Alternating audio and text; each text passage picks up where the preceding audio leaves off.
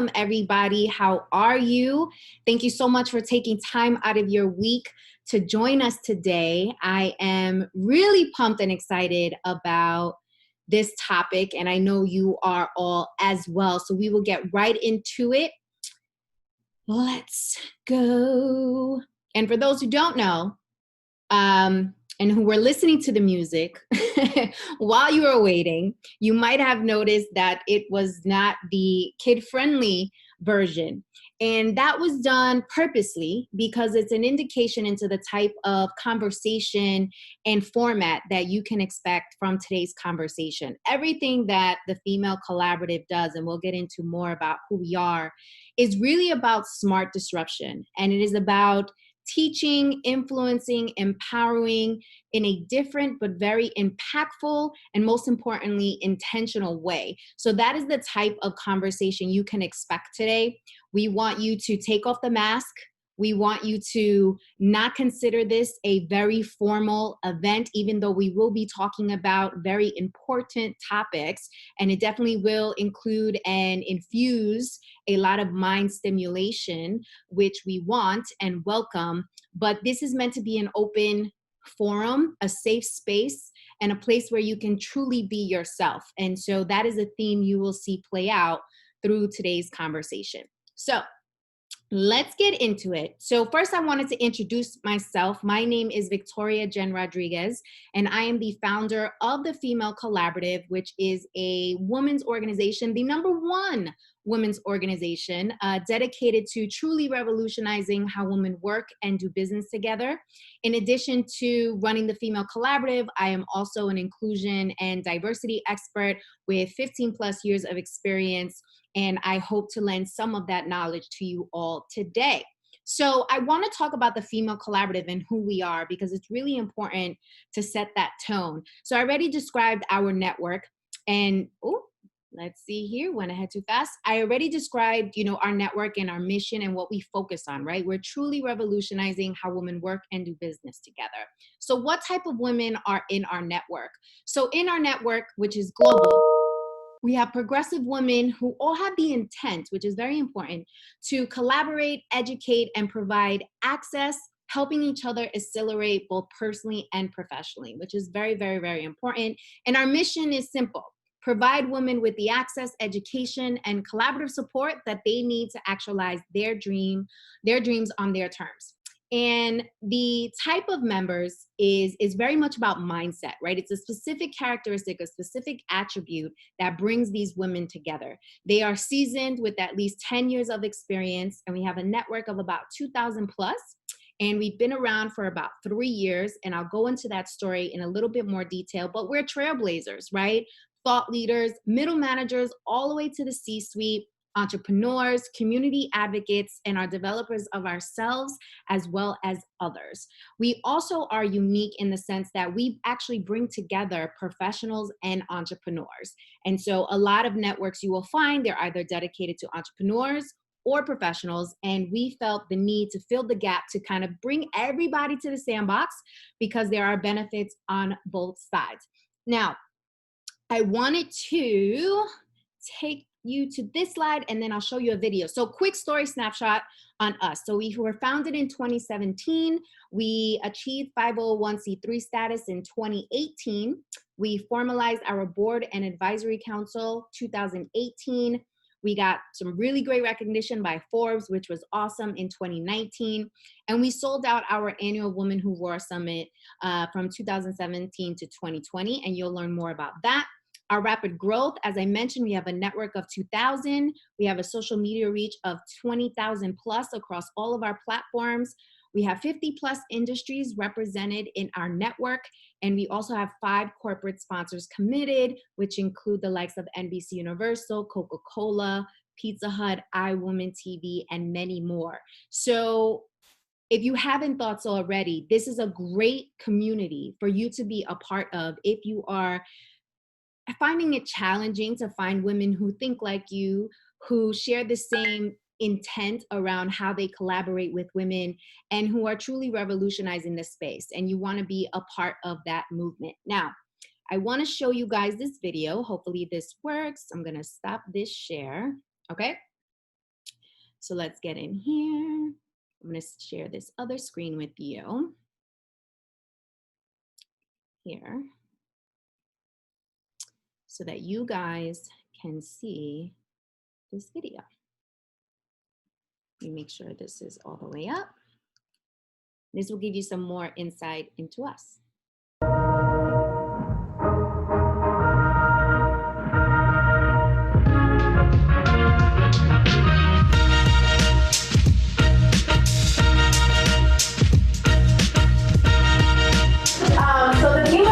Is an organization that is dedicated to revolutionizing the way women work and do business together. So we are about empowering women to check the ego, check the BS at the door, and let's get down to business. Let's make some money. Let's create magic together. Let's create nonprofits. Let's create our legacies together and just check the nonsense at the door, right? With the generational shift, with the most women serving in government right now is the time. We are on fire.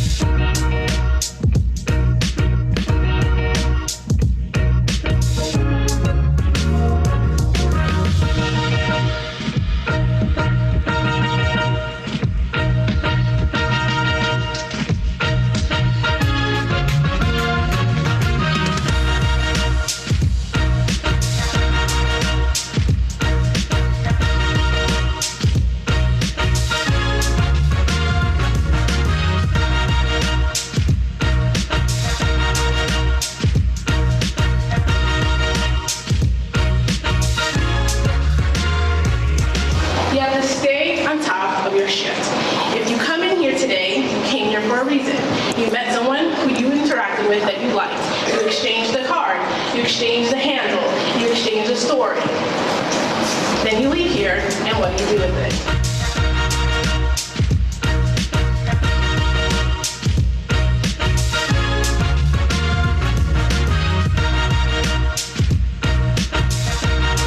You will never change until you are so dissatisfied that you are willing to suffer through what it takes to make those necessary changes. And some of you are not going to live your best life because you're not dissatisfied enough. You're way too comfortable because we live in a world that makes things very easy for us. And that's a good thing. Never take a blessing and make it be your curse. Hey guys, Victoria Jenn Rodriguez. I am the president and founder of the Female Collaborative. So we're here today because we have the extreme honor of donating some funds to Women Rising, which is a women's organization that's dedicated to helping women come out of domestic violence. Launched a campaign to go ahead and do that entitled Art Gives Back in partnership with Allison and the Female Collaborative for us to raise additional funds to give back to Women Rising. Thank you to all of you and all the supporters for helping us and supporting that campaign, because today we were able to write a check. We're to building a partnership with them in the future. Allison and the Female Collaborative and myself have way more in store for you guys, so stay tuned.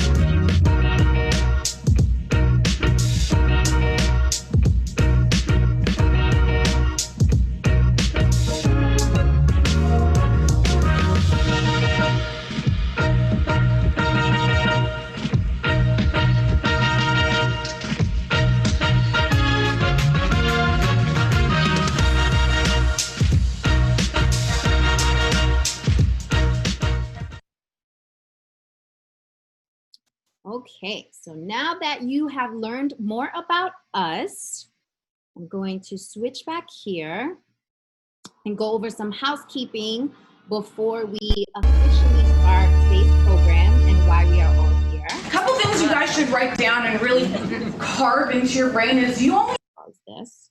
Okay. There we go. All right, here we go. We're getting into some housekeeping so we can officially start. Okay, so if you haven't realized already, we would love for you to keep the questions flowing once we begin the dialogue in the chat box. I see that a lot of you are familiar with that. If not, you can find it on your toolbar Refresh your screen if needed. Sometimes it gets frozen, so just hit refresh and you will be back in the meeting. This recording will be emailed to you after the webinar. If you like what you are hearing or seeing, please post it on social media. We want to make sure we are getting the word out about this, and our hashtag is here, hashtag the Female Collab, as well as our @name and our handle. So you have all the information you need right here. Also, I want you guys to stay for the entire duration of this conversation. Not only will it be beneficial because of the gems that will be shared with you all, but we also have a surprise for you at the end of the presentation. So get your pad and your pen ready because it is time to learn. So why are we here? And before I go into this, I want to introduce our amazing, amazing guest, Dr. Towanna Burrous, who is the president of CoachDiversity Institute, which is based in Washington, D.C. It was founded in 2015 and is the world's first coaching institute serving diverse communities, preparing individuals and institutions for rapid demographic change. CoachDiversity's approach is to teach core coaching competencies and communication skills as a tool for leveraging diversity. During the program, participants learn skills that are aligned with the International Coaching Federation's core coaching competencies without, and this is my favorite part, without skirting around the issues of identity, race, class, gender, religion, ethnicity, sexual orientation, and ability, which underpin the challenges faced in our schools and in our communities. So Towanna is definitely the woman you want to hear from on today's topic. Now, let me make sure I get this pulled up. Okay, so today's talk is about personal brand activism and how women can amplify their voice, especially around cultural narratives. Studies show us when women are involved in negotiations of peace, the probability of sustained alignment over 2 years increases by 20%. It is also 35% more likely that peace will last over 15 years when women are represented at the negotiation table. The evidence is clear. Women need to speak up and stand up, but how? Where do they even start? By the end of this conversation, our hope is to arm you with the strategies and tools you need to activate your personal brand. So, activate your personal brand activism. So let me stop this share and let me welcome Towanna. Here we go. I'm going to unmute you so we can get this party started. Here we go. So you should be unmuted now. Got it. Can you hear me? Yes, I can hear you. All right. So everyone say, hey, Towanna. All right. I would love to see some faces, though. I see so many wonderful names that I recognize. I would love to see some photos. Hey, that's what I'm talking about. Okay. There we go. There we go. Okay, there you guys are. Oh, yay. You guys are making me feel so good.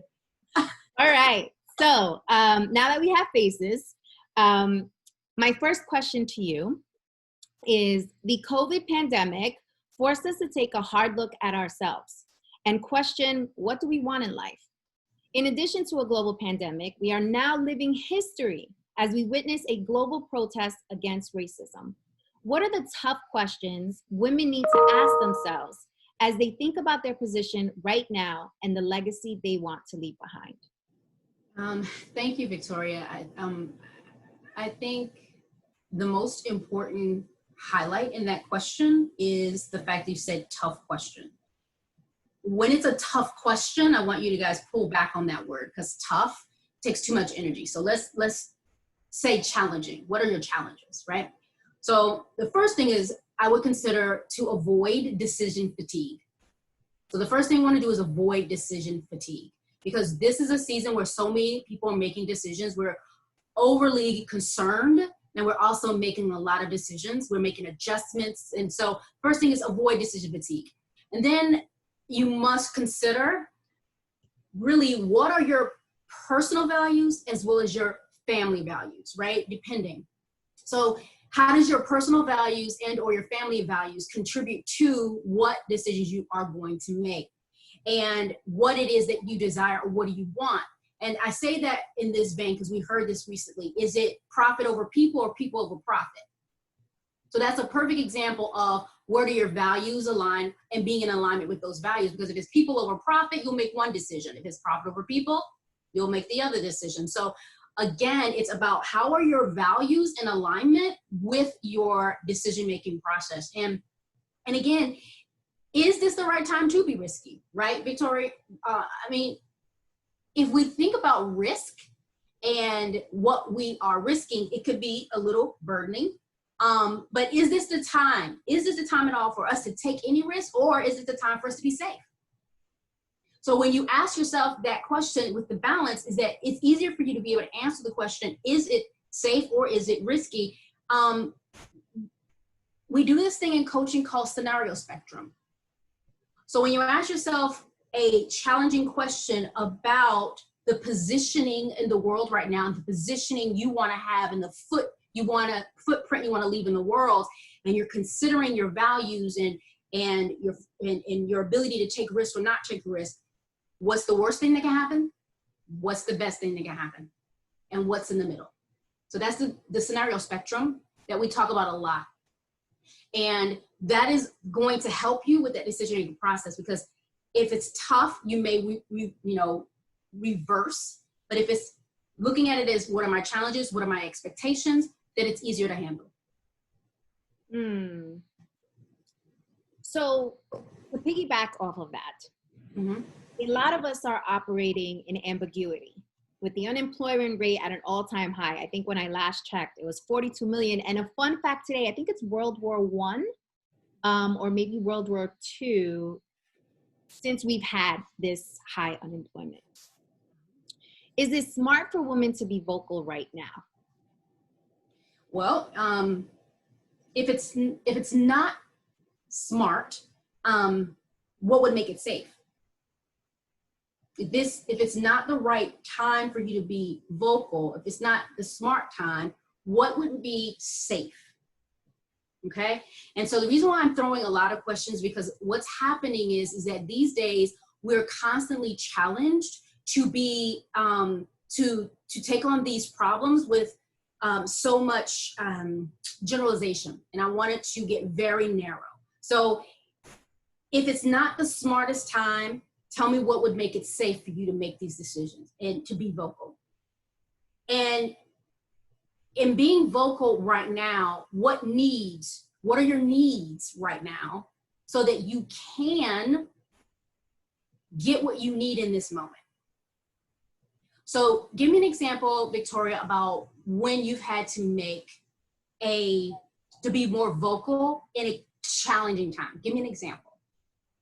Well, of course, I'm going to use right now as an example. So, and what I spoke on recently, so I am a Latina woman, and I recently had to speak out against I had to speak out and really inform and educate members of my community about their history and why it's important for them to get educated on their history, because a lot of comments, a lot of actions are taking place that are not correlated to our history. And instead, it's based on our ancestors and how some of us may have been raised by our grandparents to have a certain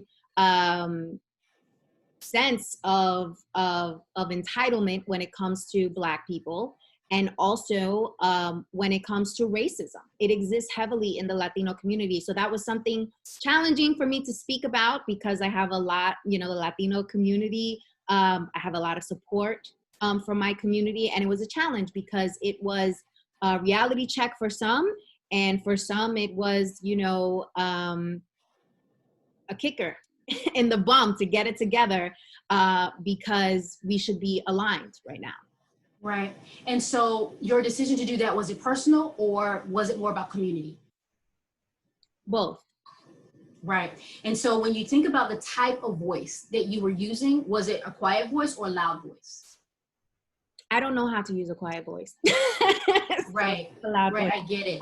So for those of you who are with us and you have a quiet voice, or you're not normally as aggressive or assertive, right? What do? So again, if it's not about what the expectation is from the outside looking in, it's what do you want from yourself in this moment? So she gave a great example of what she needed to do to position herself so that her voice is heard for change within her personal circle or within her community, right? She wanted to make sure she used her voice, her loud voice, as we could say as example, right? But sometimes we must consider, tell me what it is that I need in this moment. What am I really looking for? What are my expectations, right? And so we have to be more strategic about what does it mean to be afraid to use our voices, right? Some of us are very unsure on what it is that we should say safely, right? Getting back to some of the other thoughts. So if it's not safe, what would make it safe for you to use your quiet voice or your louder voice? What do you need to do, right? And you must ask yourself these questions because we want to be impactful and we want to be intentional. And we just don't want to be, making a bunch of noise and not having, any main reason or purpose behind it. It must be really tactical in your approach. So I would submit that it is about what makes this conversation, your voice, smart. What would make it less fearful for you to have impact? So let's talk about that a little bit, because I am a proponent of we need to operate in the gray, right? So it's not going to be always black and white. We need to operate in fear, because usually the things that scare us the most are the most rewarding. And we need to get comfortable being uncomfortable in order for us to reach new heights. Like if you think about, you working out at the gym, when you're uncomfortable, you're burning some really great calories, right? And the outcome is, you reaching your goal, whatever that is. And so talk to me about why you think it needs to be, a safe place for folks versus it being something that they need to conquer on their own, which is step into fear and use it as fuel versus an Achilles heel. Right. So when it feels unsafe, how productive is it going to be? Right. So we want to challenge, does this feel unsafe? So when you talk about gray areas, it's like, is this safe or is it unsafe for me to use my voice? If it's safe for me to use my voice, these are the tactical things I need to do. If I feel unsafe, then I need to coach the fear that's keeping me from in this position of feeling uncomfortable or not safe. And so there is no gray. It's either, I'm ready to go or I'm not ready to go, right? And so if it's the smart time or the right time to be vocal, then go for it. If you feel unsafe or there is some fear, get coached around that fear so that you can stand in your power and be effective, right? And it's with any decision that we make. It's like, is this the right time? Yes or no? Okay. And guys, I want you to make sure you're using the chat to ask questions as we go through this dialogue, or, just engage. Let us know you're there on the other line and you're feeling what's being said, or just lend your comments and thoughts. Again, this is meant to be a dialogue and a community safe place for us to chat. So, Towanna, you and I have spoken about leading in crisis versus launching in crisis. Can you talk about what that means and its significance to current affairs? Right. What's important right now, one of the most important things I want you all to consider is that since we started with COVID, people were given two options. Either you were going to stay where you are and lead during this crisis, or you were going to transition out of a company or move, or whether you were furloughed, displaced, or you decided to take a corporate package. Either way, what it means to lead in crisis means to you to be able to look at the new challenge that's facing you as a leader and what is it that you need to do so that you can be more inclusive, that you can be able to face whatever the new future looks like, and etc. And when you are when you're leading a crisis, or when you're a leader in leading a crisis, there's another level of accountability, right? Where people are looking at you for solutions. They're looking for your voice, you know, they're looking for you to help them avoid decision fatigue and be able to help them with these new challenges. So leading comes from what good can come from this, right? When you're leading, what good can come, and they're expecting you to provide an answer. And then you're asking yourself, okay, so what resources do I need and what resources do I have as a leader in that situation? The opposite of that, of course, is when you are launching, starting a new business, leaving one job, finding another job, and you're having to launch into something new.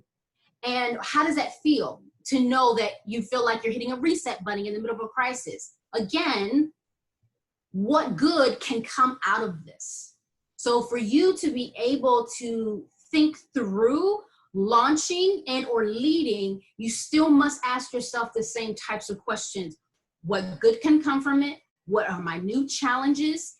So that you can then look at what resources available to me right now. What are my stretch goals that I need to go after? What is my desired state? What is my current state?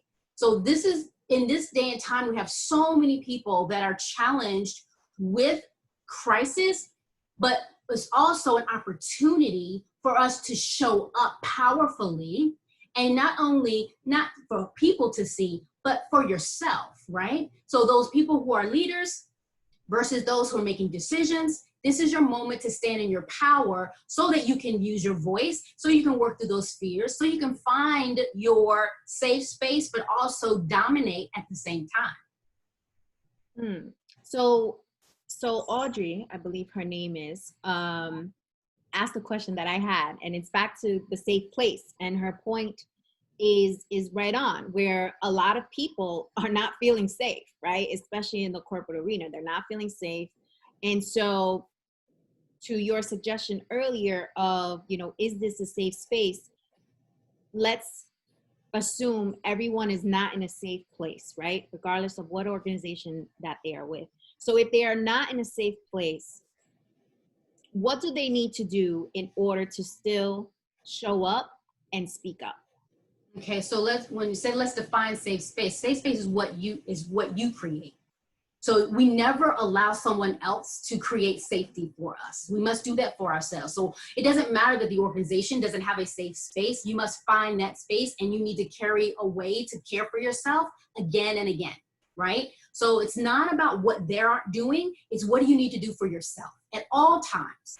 So we can pair ourselves up with in a great relationship and feel unsafe at any given time because we put ourselves in the hands of someone else, right? That's not what I'm speaking about. I'm thinking about how can you create an opportunity for you to feel safe so that you can show up powerfully again and again. Would mean, how do you serve yourself when you are in your quiet place? How do you serve yourself so that you can recharge, so that you don't have decision fatigue, so that you can reference your values over and over, so you're not compromising and you're not devaluing yourself. So whenever you're sacrificing anything about yourself, you're unsafe. When you are not meeting your own needs, you are unsafe. When you're listening to others and not yourself, you are unsafe. When you don't have a trusted space or trusted relationships, you are in an unsafe space. So create it for yourself and have those as non-negotiables. It's not to be discussed and or negotiated on how I care for myself.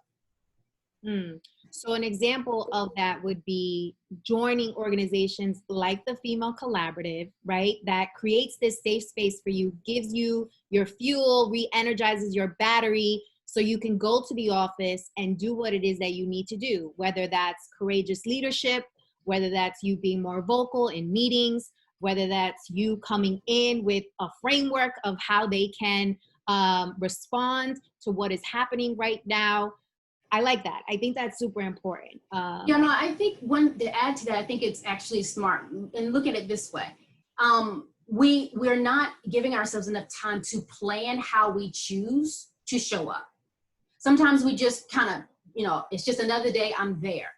We must have more self-awareness and realize what we need in every moment. What do I need in this moment? How do I need to prepare myself in this moment for whatever is about to happen?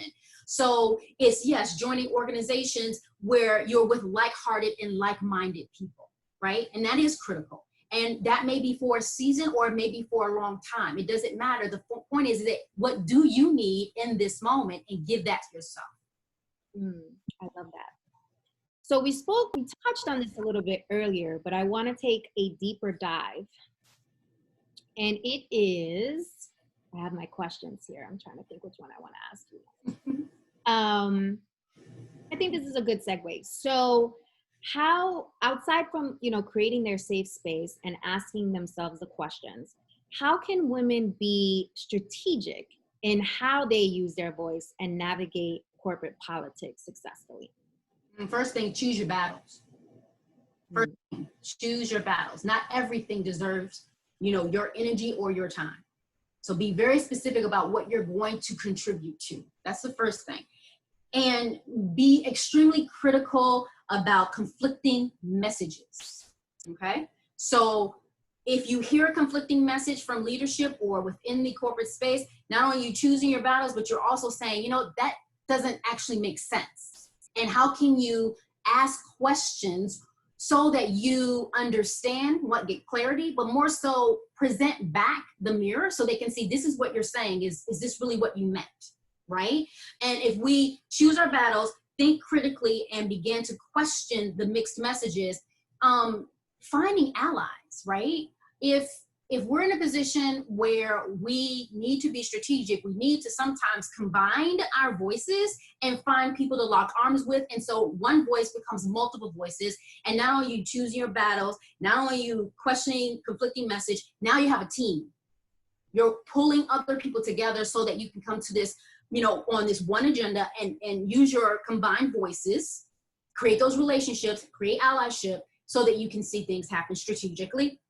And then have a positive attitude. I mean, if you don't have a way to cultivate a positive attitude again and again, it's very similar to a safe space. Our attitude is also getting in the way of our ability to be strategic or tactical. It's getting in the way of us using our voices. The attitude is how we feel about anything, how we judge it, how we perceive it, what we like and dislike is getting in the way of our ability to think clear, right? So we let our emotions jump in and out and we judge. So having a positive attitude and choosing your battles and questioning mixed messages or conflicting messages, and then finding allyship for a combined group voice, that's what I would suggest. So a lot of women, and I've spoken to several women in decision-making roles, inclusion and diversity, senior leadership, women who have, decision over P&Ls, large P&Ls, etc. And it's been interesting because a majority of them have said to me that they don't want to say anything right now. They want to see what happens. And they, let me just make sure everybody's on mute. Some things. They want to make sure, they don't say anything and put their foot in their mouth.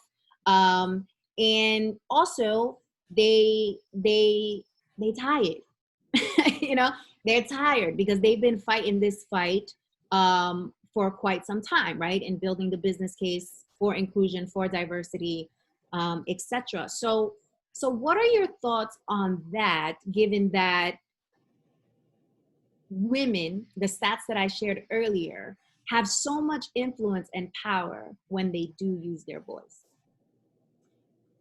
So what's the question? One more time. The question is, when you come across women who have chosen to pause and not say anything, and not take, a public position on something, or they might be leaders that you look to say something, right? In your office, it's like, why are you not saying anything? Like, you're the one who's supposed to say something.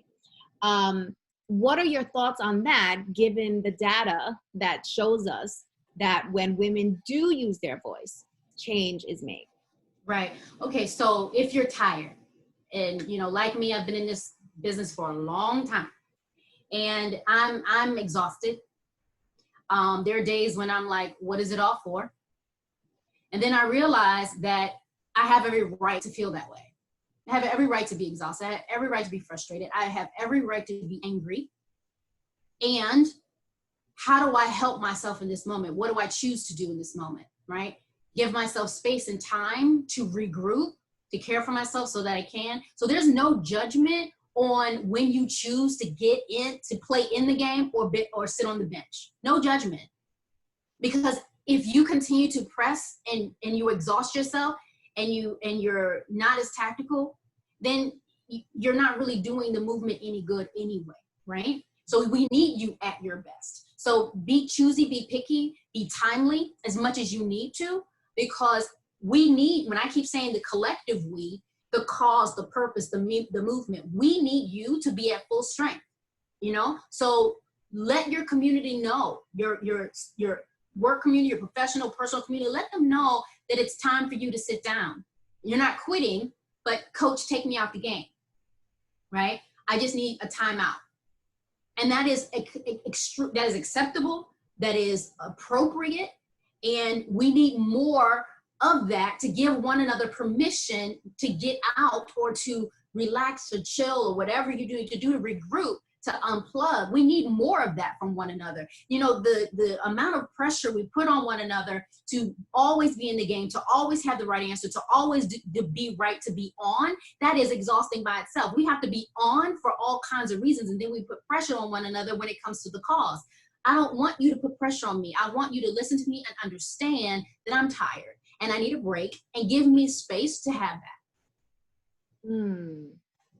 So essentially, everybody plays their role in this type of movement, right? Everybody, you know, advocates differently, which is important, right? We need our writers, we need our poets, we need our artists to sing, we need people who, you know, Protest marchers. Right, protest marchers. We need people who host events and conversations like this. We need people who, you know, are more outspoken than others. We need people behind the scenes analyzing the data. So everybody plays a role in this movement. But right now, there's so much turmoil in terms of emotional distress. I have heard and I have witnessed, you know, the finger pointing and, you know, the why are you not out there leading us? Oh yeah. Or why are you not doing this? Why are you not doing that? And so I want to drive home the significance of allowing people to do their thing. By allowing people to do their thing now, and I pose this question to you, do we risk the momentum that we have right now and taking action on that now if we decide that we need to take a step back? So let's rephrase, do your thing. Let's rephrase that, right? Because what we're really saying is not for you to just, you know, leave and, you know, go to the grocery store and then go on vacation and, you know, just say, it's been great, y'all. That's not what we're saying, okay? So let's reframe that and say, for all of us who are contributing our skills and our gifts and talents to this movement, there are going to be moments when you need to unplug for self-care, right? And we're not asking the right questions. We are not supporting one another in the way to where it is understood that it's necessary. We're just judging. And so it is appropriate in this season to allow people to have what I call shifts of service, okay? So just because I didn't jump out the day you jumped out doesn't mean I wasn't watching and that I wasn't contributing. People say that behind the scenes and in front of the scenes. Then we judge people who are taking pictures throughout the scene. So we have judgments around all of it. So it doesn't really matter if you get it right or get it wrong. And we still tend to judge how people show up. So what's important is that we continue to gift each other with the opportunity to contribute their gifts and talents in the way that they believe is going to be effective. And because of the moments we're in right now, it appears that if we don't do it all now, if we don't stay on it now, then it's going to dissipate and then it's going to go away, right? If we have that mindset, then, and it was a collective mindset, and we begin to believe in that and agree to that, it just might happen.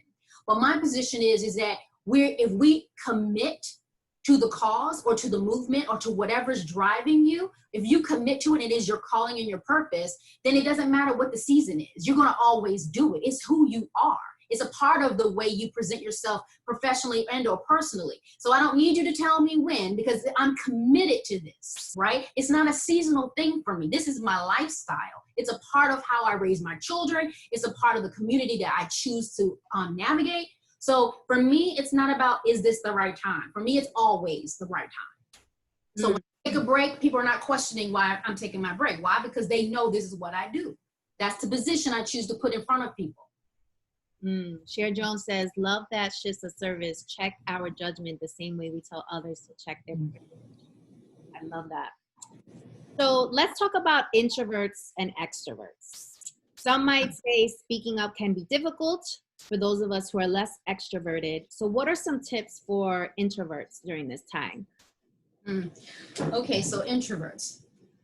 All right, so I see myself, and you know, I am an extrovert. Most people think I'm an extrovert, but I'm not. I'm an introvert, and I have extroverted, you know, displays, right? I have moments. Like right now, I'm having an extroverted moment with you all. Yes. I would prefer not to be here, right? So it's like, oh yeah, I really want to be somewhere else. But those who know me know that they accept that about me, right? So no one pushes me out of my comfort zone. What they do is they encourage me, right? You know, they give that boost. So I would say to anyone who feels like they have nothing to say or to contribute, right? Or the timing of what I have to say and or contribute may be off. And so I don't. So I hold back. And I continue to do that. And it's like double dutch. It's like, is there the right time to jump in? And the ropes are going. It's like now, maybe not now. So an introvert sees things as in timing, right? And so one way to motivate, or if you're an introvert, one way we are motivated is when we know that we're connecting our values to whatever is happening. Like, how meaningful is this to me? How does it connect with my personal values? How does it connect with my professional values? Whatever value structure you have, if you know your top 5 values, you can assign whatever passion or need you have in that moment, and you can contribute. So that is the ask, that as a introvert, consider how your values align to what you're about to do, and that cause or that energy allows you to say, it's because of this that I have no choice. This is my time. I'm going to do what I have to do. Also it's about building trusted relationships too. So if you have an introvert who needs to feel safe, right? It's about building the right community of friends, right? So if it's at the office, for instance, human resources, we talk about how we categorize people. It's like, oh, she's just quiet, she's an introvert, and as if, you know, she never wants to contribute, you know? That's not the case. It's like the leader should consider that in the start of a meeting, maybe you should ask, is there anything you would like to add to help pull in that person? So for me, I would say that it's about, 1, assigning my values and connecting to what I am passionate about, and then 2, building trusted relationships so that I know that I am safe in this space. And if people who know me, and because I tell them, I'm not hiding the truth about that I am introvert, I'm not hiding the fact that I need to feel a little bit more safe in this situation, that they will allow me to contribute in my own time and not with force or not to be pushed, right? So in this day and time we're living right now, whether it's COVID or protest, introverts are managing their lives very different, right? We are purposefully driven in one direction. It just doesn't look like what other people are doing. Please don't judge. Please don't judge us for that, right? And so help us to connect and welcome us in that way, right? And so those are 2 things that I can think of about introverts. Did I answer the question? You did. And we focused a lot on how people should treat introverts and invite them into conversations. But if you are an introvert and naturally it's not natural for you to like speak up and have a position on things and be on social media, what is your advice to them if they do want to be more forthcoming in where they stand? Right. I guess the point that I'm making is I'm motivated by what I find important.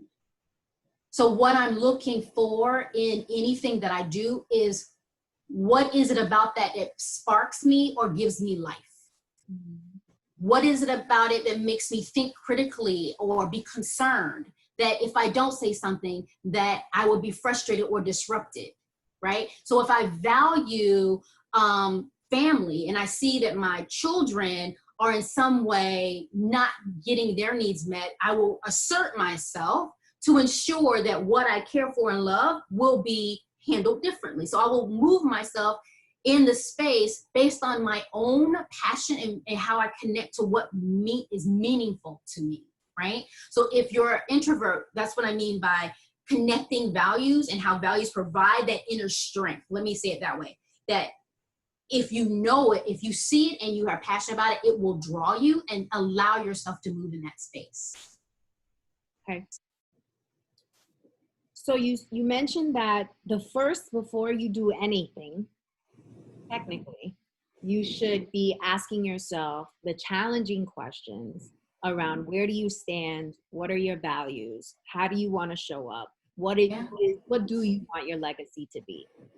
Then once you figure that out, it's about connecting to allies, creating partnerships, creating relationships that will allow you to bring the answers to those questions to the forefront and help you push that agenda forward. And then the third piece, I think, is, okay, so now what? So you asked yourself the challenging questions, you found your squad, right? You found your posse, both in and outside the office. Now what? Now what? What do you mean now what? Meaning, like, so now what do they do, right? So now they figured out where they stand personally. They found people who are in alignment on that. Now what do they do to kind of push that forward, to make something happen? Okay, so I guess what I'm considering in this question is, what is it that you want to make happen, right? So I'm unclear about the example, but my apologies if I'm missing it. But what is it that you want to do, and clearly define that, right? So what happens next is you being very clear on your approach, right? Being clear on the angle or the door you're going to go through. What is the angle? But you must consider the culture. So the company culture is defined in its own way, and we can't disrupt that company culture. Potentially, it's nothing you can do about that culture.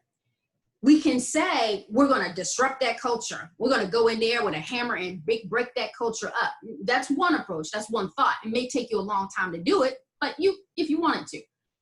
The other thing that's important is that, okay, so what is your ultimate objective? Like, what do you want to get out of this, right? So be very specific on what we call in coaching outcome is. What is your outcome? What is your desired outcome? And if you know what you want, you can then reverse engineer and create the plan so that you can do and deliver according to your desire.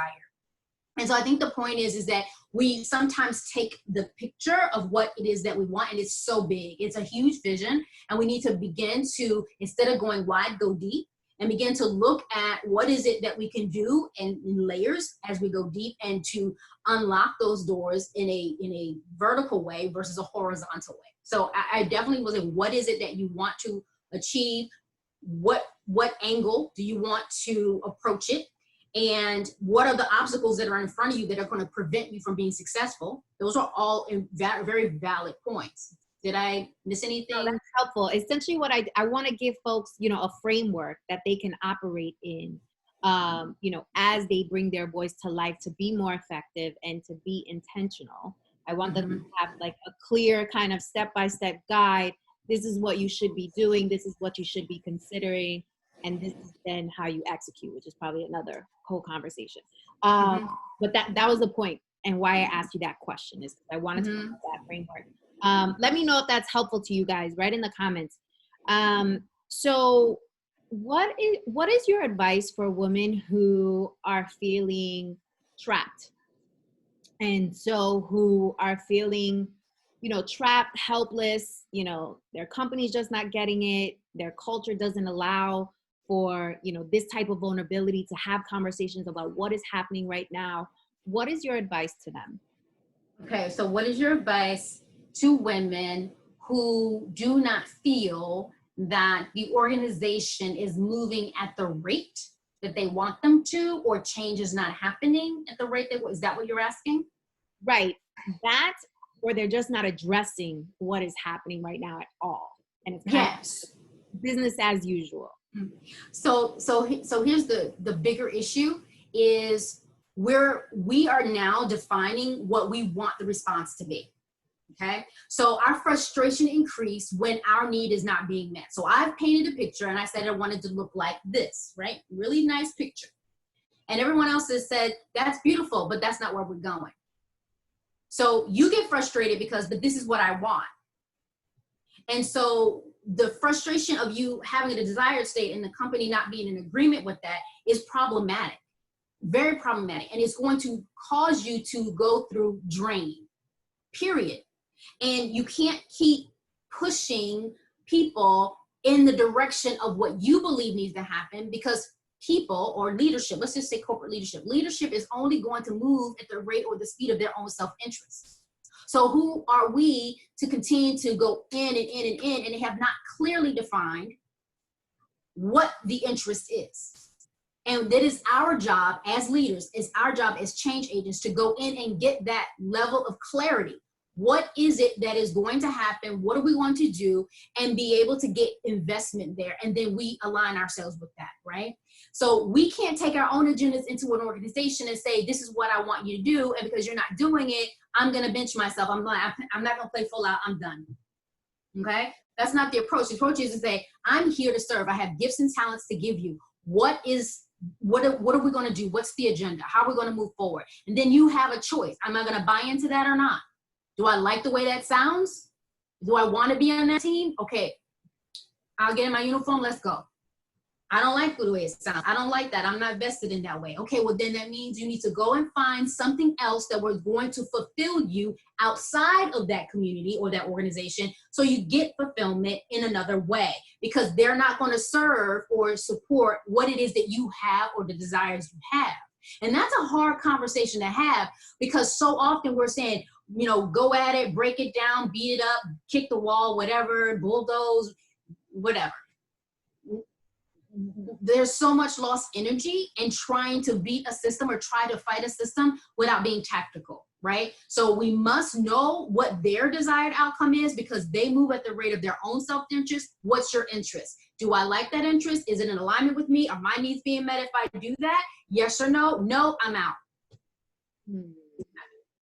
It's not for me anymore. And that's going back to your first question about tough questions, right? Like, I have to ask myself very difficult questions. Is this a risky move for me? If I say I'm not interested in what you're interested in, I must decide, is it time for me to move on because my needs aren't being met? Or am I going to say, I may not be 100% aligned, maybe I'm only 30% aligned, I'm still going to offer my gifts and talents at 30% versus 100%, right? So it's those type of risky questions. It's that type of unsafe or safe decisions that we make. And I think that's a huge issue for us right now that we must reconsider in this moment, that, you know, we can't be pushed and or judged and or criticized to align ourselves with something that's not in alignment with us or with me personally. And so when you're at choice, that is a part of the decision fatigue. I don't feel good here anymore. It's time for me to go. It's time for me to move on. I must have my needs met in another way. So how do you coach your clients around bravery and confidence? Because in my opinion, those are two super important things that will help you ask yourself the tough questions and then actually make a decision and execute through on whatever decision you make. So how do you coach your clients around confidence and courage? Confidence and courage when you make decisions around cultural shifts and change? You mean that? That type of confidence and courage, yeah. So when it comes to cultural shift or changing organizationally, yes, it is the conversation about basically what is it that you believe? What do you believe? Not what's been written in your reading. What do you believe? Because you can give me lip service. You can speak from the head. I want you to tell me what's in your heart and what will your feet do based on what's in your heart. So when I'm coaching, I'm getting clarity around what you're vested in. What is your interest? Like I said, the rate of their self-interest. What are you believing? What do you want to do? Not for the good of this or for the good of them, but you're the leader. And if I get you to tell me what your true heart's desires are and what it is that you're willing to do and what you truly believe in, if it's something that we can work through, we will. But if you told me that I really don't believe in this, but I have to because my board is telling me this is what we have to do because we're publicly traded, or I don't have to do any of it. I'm a private company, and what I believe in and what I'm interested in is to do something, and I just don't know how. And so you coach them to action. But let's be clear that not everybody has to take interest or be brave, because not all of us are bound by the same rules. We create our own rules. So leaderships are saying, this is the rule we're going to live by.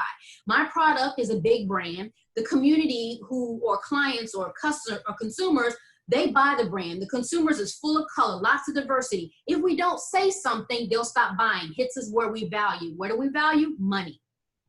Okay? So it'll hit us in the pocket, it'll hit us in our finances, and so that moves me, right? So if I say, if finances are going to move you and it's something that would completely impact the company, tell me what you believe in outside of money.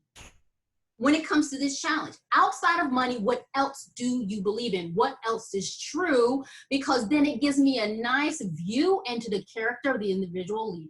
Right? Because if he says, yes, it is true that it's money, but it's also true that I do believe this is wrong and we need to fix it. So let's get clear. And it's not a we conversation. It's you, not me. Because when I say, what do we need to do? I'm good. There's no we conversation. What are you going to do? I'm good, but I'm good. I'm programmed right. So it's not a we conversation. It's a you. So what are you going to do? What do you believe in? What do you believe needs to change? What are you going to do, period? So it's about them, not me. And when you coach them, you're coaching them into the space of their self-interest, their beliefs, their values, and you question it and you get strategic with it and allow them to push to a place of understanding for action. All right. So this has been a lot to digest. So good. And I want to open it up to Q&A, and before I do that, I want to share with you guys the surprise. So let me do that real quickly, and then we will open it up to live Q&A. Okay, so this is the surprise. So for everyone who is on this conversation with us, we're going to offer a 90-day free membership to the Female Collaborative. This is actually one of the ways that we are responding to what is happening, as well as hosting these series of conversations. And so it's really simple what you need to do. Feedback is so critical, as you guys know. And so if you want to, let me enlarge this up. So if you want to take advantage of the 90-day free membership, to take advantage of all the benefits that come with being a Female Collab member, all you have to do is go to our LinkedIn, which our handle is here, the Female Collaborative. You're gonna see this flyer, which is the flyer we use to promote this event, and leave your feedback under that flyer about your experience today. Candid, transparent feedback is what we are looking for. We promise we will not be insulted, but we need this feedback to make sure that these conversations are providing the most value to you, and that they are super helpful, and they are helping you think critically about the moves that you are making, both personally and professionally. So super simple. Follow us on LinkedIn at the Female Collaborative. Make sure you leave your feedback on this post, and we will send you a link to be a member for 90 days. So I will stop here, stop that sharing. And now I want to open it up to Q&A, and that can be, Q&A on the Female Collab, Q&A on our conversation. Again, we want this to be our time. We made this event an hour for the conversation and for the presentation, but we dedicated, and thank you, Towanna, for agreeing to do this. She's dedicating 30 minutes additional time for just open Q&A. And we all know that the tea is in the Q&A, y'all. So yes, make sure that you are participating and asking your questions. So if you want to ask a question, raise your hand and I will unmute you so we can make this live.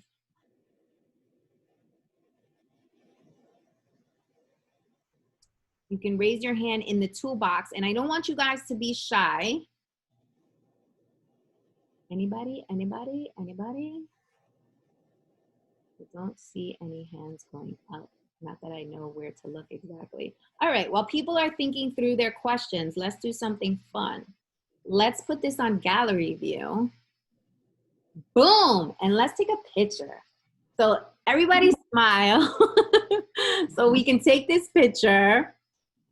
If you're not on, there you go. I see people getting brave and getting on video now. Yes, yes, come on video. Let's populate this whole thing and get everybody on board here. All right, so 1, 2, 3, cheese. I love it. Okay, awesome. So I hope you guys are seeing there's so much value and talent in this room right now, by the way. So if you guys are not privately sending each other messages and connecting with one another and really building relationships, one of the things that we truly value when we bring these events together is the type of people that it attracts and the relationships that are built as a result of you simply meeting in an event like this. And I'll give you a quick example of how easy it is.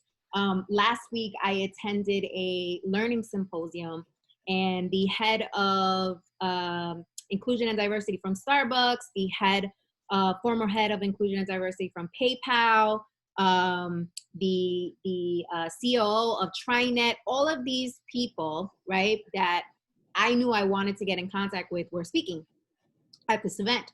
And so after they, you know, I was very active in the chat box, right, because people pay attention to that and they're like, oh, who's engaging, right? The speakers, you wanna engage. And then immediately afterwards, I sent them a LinkedIn message, said, hey, I just saw you speak on this symposium, would love to connect with you about the Female Collab and everything else that I do. And literally every person that I reached out to responded to me. And so it is that easy. All you have to do is make the ask. And right now, people are willing to speak and people are willing to help. So take advantage of that. So I wanted to just throw out that fun fact to everyone. So anybody want to raise their hand and ask a question? Anita.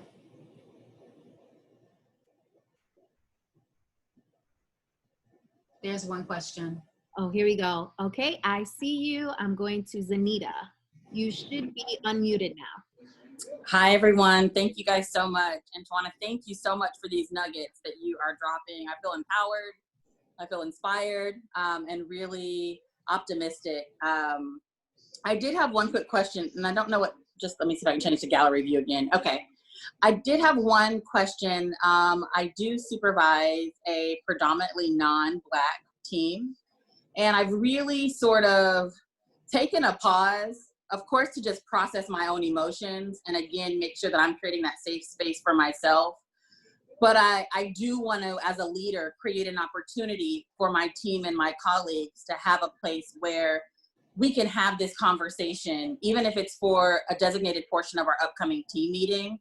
But in all honesty, I'm just very hesitant about perhaps hearing things that I may not necessarily agree with. And so I was just wondering if there was any sort of advice or context or framework that you would recommend to sort of start this conversation and how to set the appropriate ground rules in that conversation. Well, the ground rules start with you. So no matter what is said, how will you allow it to move you? So you must ask yourself, what's the worst that can happen?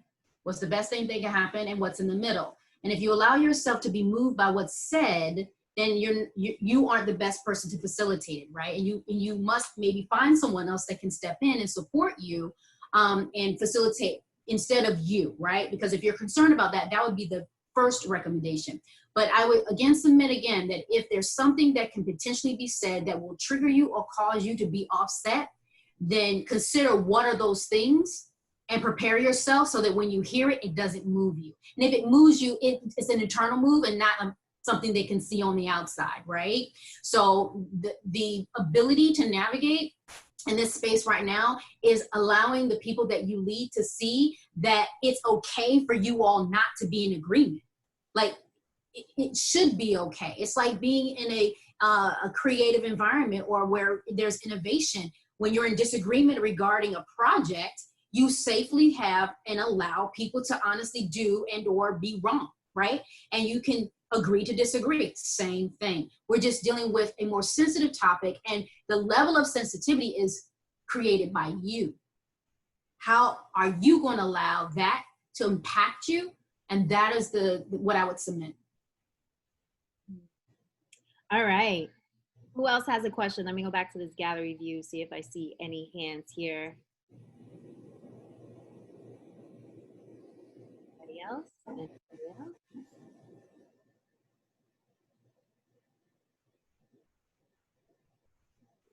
I'm going through here. There's a question from, I think, Aisha. Oh, yes. I think it's Aisha Ortiz. It says, as the only African-American woman at my company, which is a small business and an HR department of one, I asked if we as a company would be making a statement regarding the recent events to our employees and their clients. I was told it was not necessary. It took a lot to initiate the conversation. What is an alternative way to initiate this conversation? Okay, so the conversation we are initiating is more so, are you asking them, if they said it's not necessary and you're saying we need to do something, again, they're only going to move at the rate of their own self-interest. So you must separate yourself from the outcome. I understand your desire and I understand the passion behind it as human resources. And by the company being small, again, and privately owned, you must consider all the parts, not just one, and you being the one. This is the moment where you must ask the bigger question is, you don't find that it is necessary right now. What would make it necessary? What would make it necessary, right? How much more chaos, how much more hurt, how much more pain do you need to see to make it necessary? So if you wanted to push, that would be the type of question I would ask. What would make it important? What would make it important to you so that we could serve those who could be impacted privately and not publicly? Deidre asks, what is the impact if we don't make a statement? Yeah, that's the question she could ask. What's the impact if we don't? When this is a perfect example of community in this space, community learning and community contribution. That's a perfect question that you can ask. All right, so we have a question from Robert. Let me unmute him. Okay, you should be good to go. Can you hear me, everyone? Yep. Okay. Hey, so two questions. So great content. First of all, love it. I kept my screen on mute because a couple of times I almost cried. Here's what I was going to say is, that's not funny, Victoria. So one of my board members, by the way, just so you guys know. So that's why I giggle.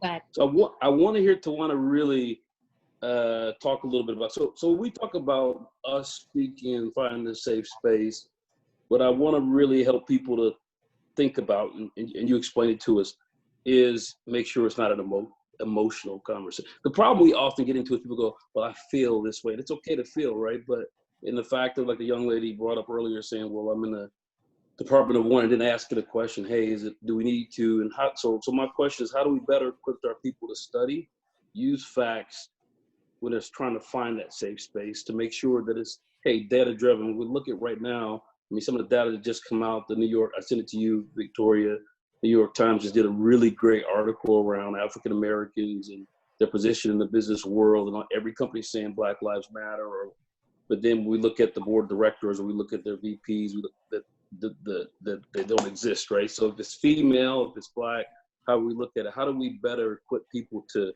know how to do their homework sort of ahead of time, so that when you have this conversation, because part of the confidence piece is knowing what you're talking about, not from an emotional standpoint, but from a data-driven standpoint. Is that makes sense, my question?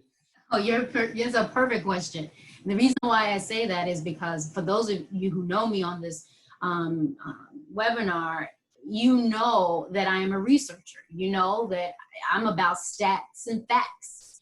You know, I don't want your opinion. I want to know the facts. I want to know the truths, and I want it to be measurable. I want to know, you know, what the majority says, percentages. The reason why that matters in this moment is because people will resist, you know, yes, they will resist the data, right? True, they can. But they're less likely to reject the data when it's from a qualifiable source, right? So how do you protect yourself or surround yourself so that you can navigate with a stronger voice, having your facts and being true to the evidence? So without evidence, it is opinion. It's an interpretation. And so you must fortify yourself absolutely with the ability to defend what is written based on, you know, it's like, I don't need to tell you, just read it, right? So you can leverage what is factual. So when you talk about how do you encourage people to read, you know, you can always reference it, right? Simply state that, you know, it has been written or it has been studied.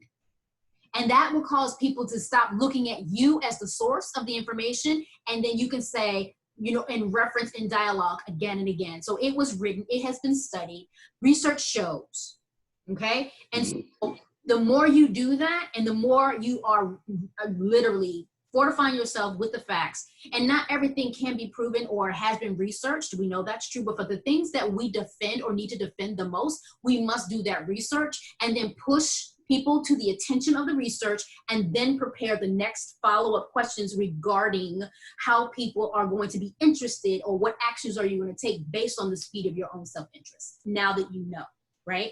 And if they don't, separate yourself from the outcome and say, that's it, I gotta go, because I need to make sure I care for myself, and keep dealing with your lack of interest or dealing with how you perceive this is not helping me or the situation, so I must pivot. Robert, did you have another question? So you say you had I'll see if that sparks some of the dialogue, and then I can ask my question later. Okay, cool. Thank you. Anybody else? Raise your hand. Daryl has a question. All right, let me get to Daryl. There you go. All right, you should be all set, Daryl. Okay, first of all, I want to say thank you both, Victoria and Towanna, for the content and everything that you shared today. I always love gaining new insights and information on different things and topics. I guess rather have a question and a statement. So in light of what's going on in today in society, and also how that, you know, has been going on in corporate world for a long time as well. One, what is your view on training to address these issues? And I ask that question because I'm a huge skeptic, and I have a lot of training experience. But to me, when someone says training, when we're going through these issues, to me, I view it as a check in the box, because my retort to that would be do you really think individuals that systemically created this archetype that keeps one particular group down, from whether it be religiously, economically, education-wise, really needs education on, you know, how to conduct themselves or how to treat others? Because I think they probably wrote the book on it. So to me, I view it sometimes as a check in the box, where rather I think the appropriate way is what practices or what procedures are in place to really check who we're giving power to. And I think that's where it begins. And I just want to know your thoughts on the matter. Yeah, I totally agree. I totally agree that training can be a box that we check, especially this type of training, right? There is so many older models of diversity, equity, inclusion training, some old school models that have not worked in the past. And obviously being the president of CoachDiversity, Institute, my belief, my personal belief is that without the coaching skill set, it is not going to be maintained or sustained. I mean, you need the ability to coach people to behavior change in order for it to stick, right? So like when I hear people talking about unconscious bias training or any type of training, I say, okay, that's about 90 days worth of memory. That's it. After that, you revert back to the behavior.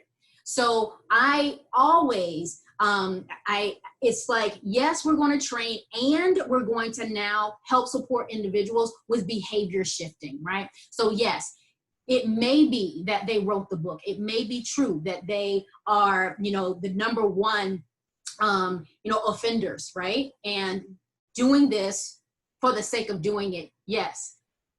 Without having some other modal or some other skill coupled with that training, it will be a rinse and repeat.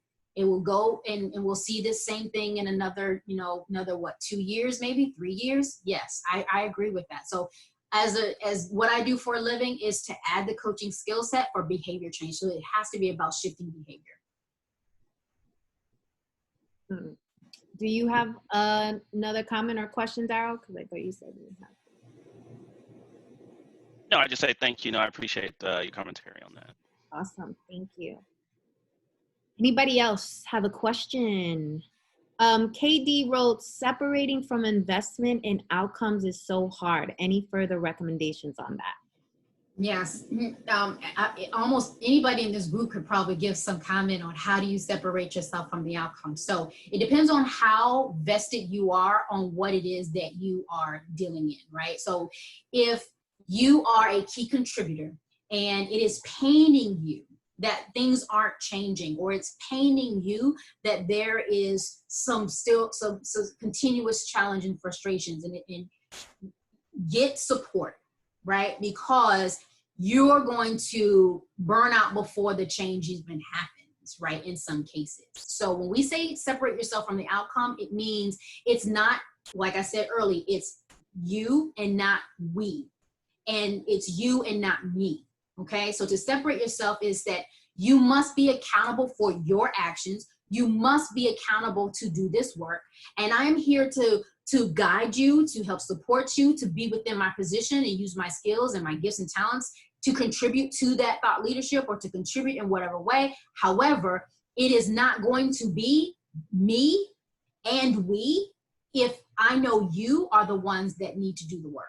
And I know you are the one that has to have behavior change. And that's where the exhaustion comes from, right? Because we've been looking at it like partnership.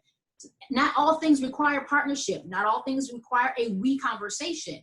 A lot of these new conversation is an individual conversation where we consider ourselves, this is the work I need to do. Now this is the work you need to do, right? So when I say separate yourself from the outcome, I'm saying detach yourself from the we conversation and the partnering conversation so that you can easily navigate and show how you can support differently and ask better questions.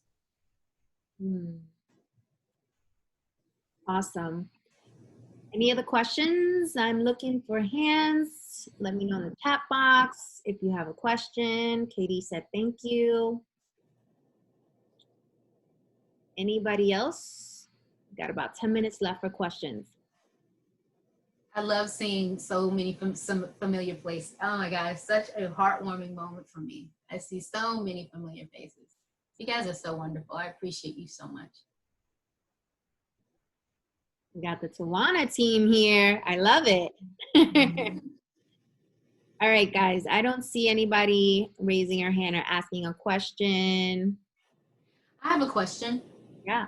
May I ask a question to those and see what you guys can answer? All right, so let's talk about what challenges and frustrations you have in this moment. Somebody share, what is it that you are dealing with or what's becoming your most difficult obstacle or challenge in this season, whether you're in the office or if it's personal. What's the most difficult thing you're dealing with? Who wants to respond?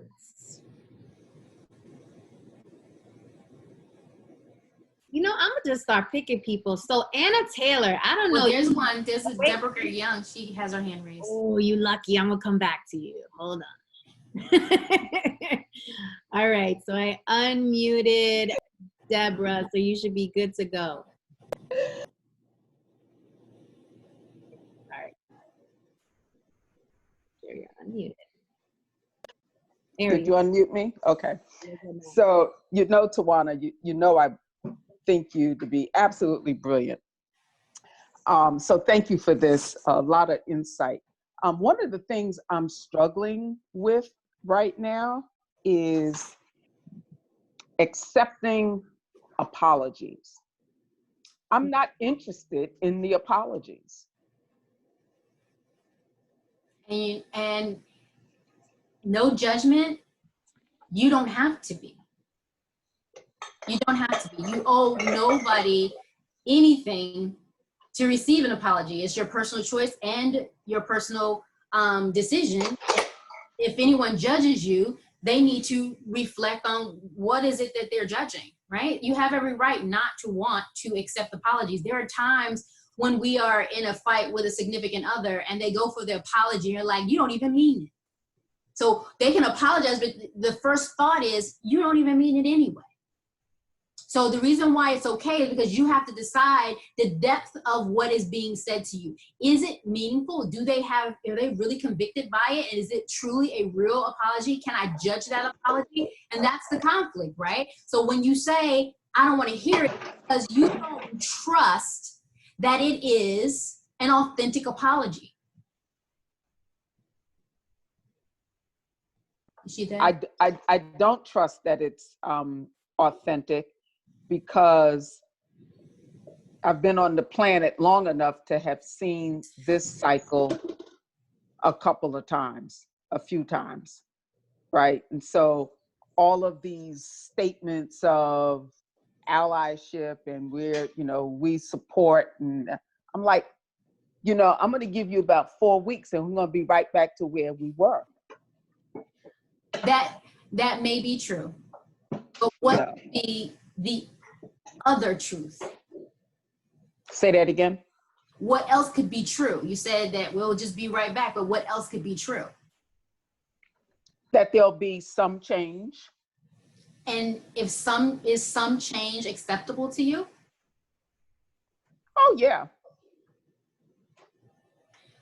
So tell me, when you think about some change, how does it make you feel when it's some versus none? Because a minute ago you were like, it's just gonna go back, like 100% back, right? So then you said some. So tell me, how does it feel to know that some is better than none? It feels okay. It's like, when you're a little bit hungry and you get a good snack, and then the hunger pains go away and it carries you over till the morning when it's time for breakfast, like that. Right. And so it won't be satiated, right. But it'll kill the hunger pains, to use that analogy again, for that moment, however long that moment is. Right. And that's a perfect example of how so many people of a certain age group, even me, being born right after the civil rights movement, in 1970, and seeing the devastations from the riots behind the assassination of Martin Luther King. I grew up in a community that was devastated after the riots of MLK. So for me, I understand. And so I get set back too when I see certain things. I get triggered by certain things. And so I then ask myself, how much is enough for me, or how much is good enough for me, right? For me to be on the other side of this situation, what would make me feel good? What would be enough, right? Because it's never going to be perfect. So I must satisfy myself, just like you said, Deborah. It's a good snack, okay? I may not be full, may not be extremely happy, but I've been fed, and that's enough for now until I can do something else. It's a decision. Definitely. All right, y'all. So we have about 2 minutes left, and I want to take a moment to remind you all to please leave your feedback on LinkedIn. You should see the flyer that you guys saw to sign up for this event on there. So leave your feedback. Very important. Make sure you're following the Female Collaborative the Female Collaborative on LinkedIn so that we can give you that 90-day free membership. And I want to quickly also say thank you so much, Towanna, for your insight, for your perspective, and for your knowledge, and also for the work that you do, because it's very important, the work that you do. So thank you. I appreciate you. We did not plan to both wear yellow, but I think that says something to how this was supposed to happen and why it's important that it happens. That's the universe working its magic. But thank you so much. I appreciate you. And shout out to everybody who joined us this evening. We appreciate you being here with us. And stay tuned. We have some more events lined up as well. Have a great night, everybody. Thank you. Thank you. Bye-bye.